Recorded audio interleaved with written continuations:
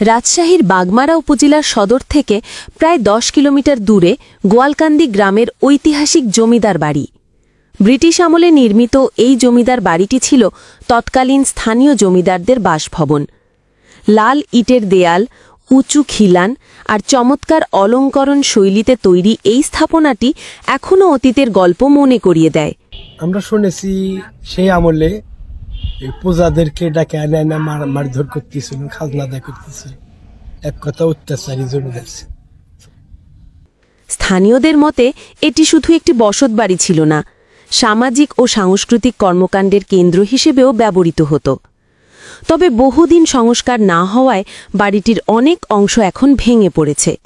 তবুও ইতিহাস আর ঐতিহ্যের প্রতি আগ্রহী মানুষ এখনও এখানে আসেন অতীতকে কাছ থেকে দেখার জন্য।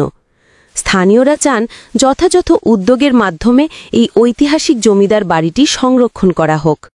যাই হোক, ৩ ভাই ছিল। এই যে এলাকার যতগুলো বিল্ডিং টিল্ডিং দেখতেন, এই গাছ গাছালি সবরে এক সময় সে সময় ছিল, কিন্তু এই যে দেশ হওয়ার পরে এরা সবাই তখন ভারতের চলে গেছে। এই জমিদার বাড়ি সম্পর্কে আপনি ঠিক কি জানেন? এই জমিদারেরা ৩ ভাই ছিল। একটা হলো অক্ষয় বাবু, একটা হলো গিরিশ বাবু। আমরা শোনা কথা যে এনারা আগে হলো চুনের ব্যবসা করতেছিল, তাই এই জমিদারের হলো চুনাতে বলা হয়।